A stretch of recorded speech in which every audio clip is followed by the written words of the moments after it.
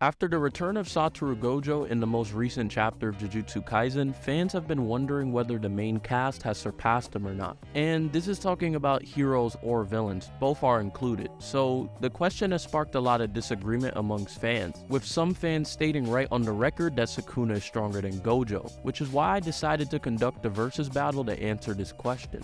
I'll also set up a scenario similarly to how I did for the Jogo vs Toji video for this fight. Several fans argued that when Gojo got unsealed, he would eventually turn evil due to what he saw before going into the box. So to sum it up, Eugene Gang, instead of finding Gojo and him coming out saying that he wants to destroy Kenjaku, he rather just wants to destroy everyone and everything in his path. Mentally, he's in a whole different state than what we see him in the actual manga. And before we get into the video, I just please ask if you guys were to like and subscribe, and let's jump straight into it by going over Gojo's abilities. Amongst the Jujutsu sorcerers of ancient time and the time of now, Satoru Gojo has been regarded as the strongest sorcerer, having immense amounts of cursed energy that basically earned him his title in the first place.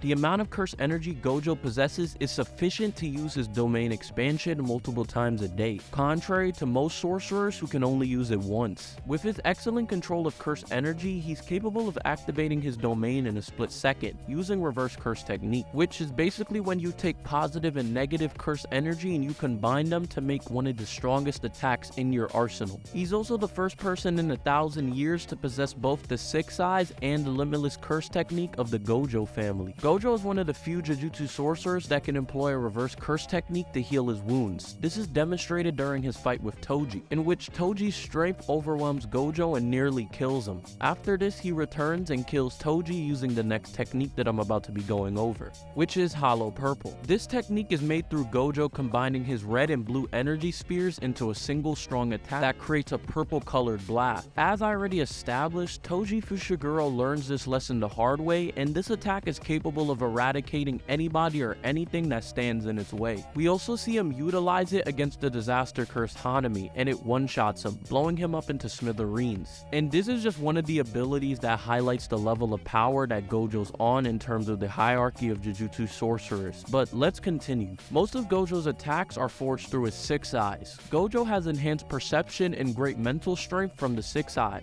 allowing him to manipulate the limitless advanced powers down to the atomic level. But to be more specific, Gojo's Six Eyes enable him to see people's cursed energy in its most basic form. And because of this, he's able to make assertions in which he contrasts the power of two characters. For example, he does this with Jogo and Sukuna, comparing both of their powers and saying that Jogo's probably stronger than him. The fanbook describes it as having eyes that can see cursed energy very clearly, even covering his eyes, and it's like he has infrared vision, which would probably explain why he wears a blindfold. Plus, even objects that have no cursed energy can be made out to be remnants of it or just the flow of cursed energy sounds. So for Gojo, his shades are blacked out to where he can somewhat see people through them. And through the Six Eyes, he also has Limitless, which is a curse technique that freely manipulates space. Gojo inherited the innate technique from his family, but only those with Six Eyes can truly use it. Through curse manipulation, Gojo has complete control over the universe at an atomic level. Infinity's invisible barrier can be extended to keep harmful substances away from the user or subdue someone trying to disable its technique. Only users can disable domain expansions or domain amplification. Curse tools imbued with specific curse techniques can also break or dispel the infinite. He also has the ability Black Flash in his arsenal, which is a distortion in area that creates while cursed power is applied inside 0 seconds of a physical hit. While a sorcerer is able to obtain this, their cursed energy flashes black and the detrimental power of their strike is identical to an ordinary hit to the electricity of 2. And he's even noted to be one of the primary users of the Black Flash, and once you do the Black Flash, it's stated in the manga that your understanding of cursed energy reaches new heights. So this makes Gojo's arsenal and variation of abilities one of the best out of any sorcerers. And let's not forget the multitude of statements that just outright say Gojo is the strongest Jujutsu sorcerer, which would make him stronger than people like Yuta, Hikari, Yuji, and Maki. And this is what makes the topic so interesting, because there might be a way the other side can win, which I'm about to get into. And finally, let's talk about the other side of this versus battle. There's many ways that the other side could win this versus battle, whether it's through Maguna's 10 Shadows technique or maybe Yuta's utilization of Rika. And with this, it's time to talk about everyone's best chance of winning against is Gojo. This Gojo, by the way, just for me to repeat again like I said at the beginning of the video, will be an evil bloodlust version, which means he won't be holding back like he usually does. I like to preface that since I was having trouble coming up with different scenarios on how everybody would win, I've decided to use theories that some of my friends came up with in different scenarios on how the other side would beat Gojo. Scenario 1. In my opinion, this is the most unlikely thing to happen, but I might as well just say it.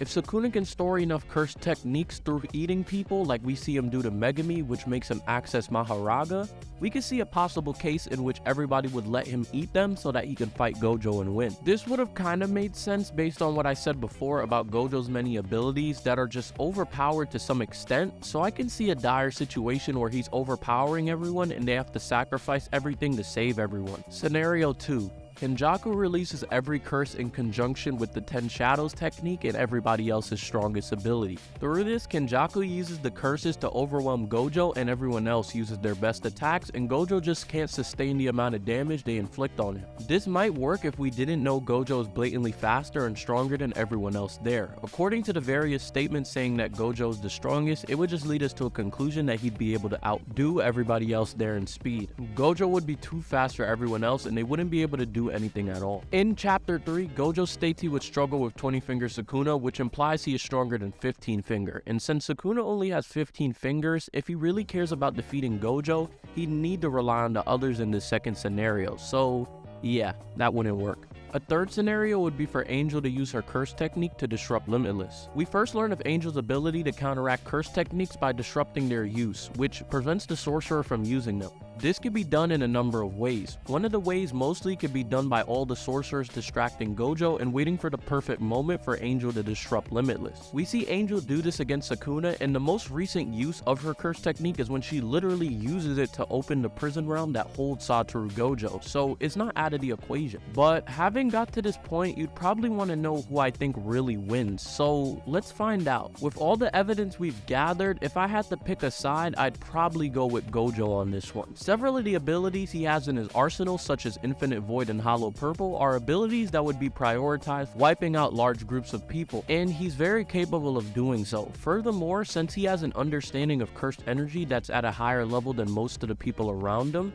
it logically makes sense that he'd be able to deal with most of them, such as Miwa, Inumaki, and many others. And the statements that make it appear that Gojo is the strongest sorcerer would help as well. And with the statements that also say that Gojo is stronger than Kenjaku, through the implication of it saying that Kenjaku just can't stop Gojo and that he's very detrimental to his plan, we can infer that Kenjaku's also weaker than Gojo as well. And that's our winner. So if you guys like this video, please leave a like and subscribe and put on that notification bell for more weekly JJK content.